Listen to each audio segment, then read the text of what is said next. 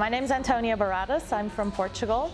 I'm researching on pornography here in the United States as a visiting scholar at Stony Brook University. I'm at the Center for the Study of Men and Masculinities because one of the aspects of my research focuses on engaging men in gender equality and specifically regarding pornography. I felt there's been a rise in women directors. I think they're probably already there and they've become more popular, because people, I think, are becoming more conscious of really what they want to see. So they're becoming more specific about what kind of material they really want to look at.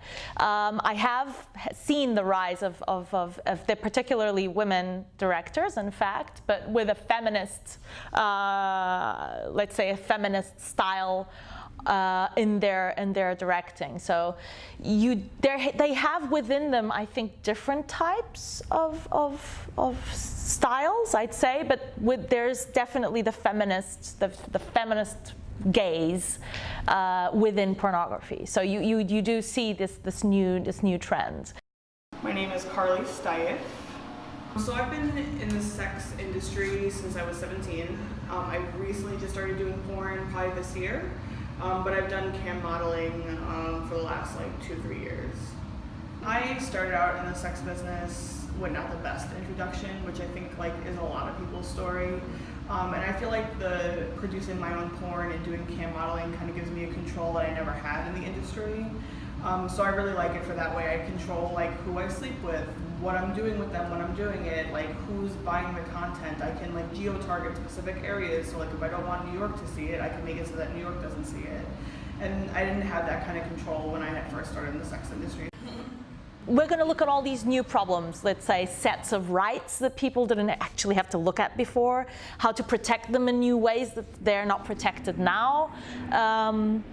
And new forms of exploitation, unfortunately, through these new forms of, let's say, easy access to a camera. So from the people I've been talking to, I've been lucky enough to speak to so many interesting and different people.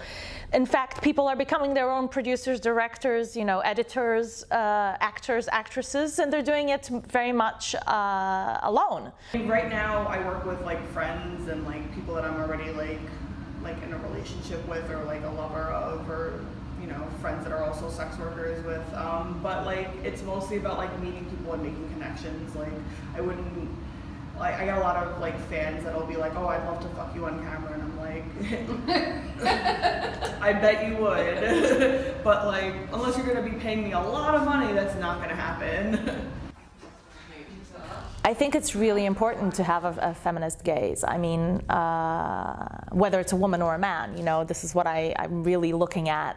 There are major benefits. I mean, just the fact that women are absent from art in general, and they've been repressed and have been, excluded from so many, from the protagonism they deserve in so many different forms of art, whether it's sculpting, painting, you name it. Honestly, the only hardship that I've really encountered is like, because I'm plus size, being in such a niche category, it's really hard to kind of break through all like the thousands and thousands of skinny women that are like making porn, and like the few like plus size girls that are making porn like standing out from them.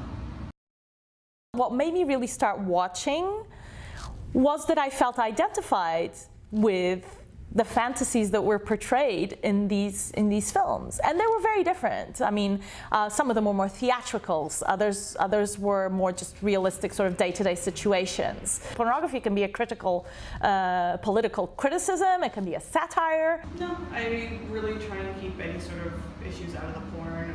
That kind of stuff doesn't sell, unfortunately. Like, if someone wanted to see like a more political one, like I would love to do that, but I don't think it would make me any money.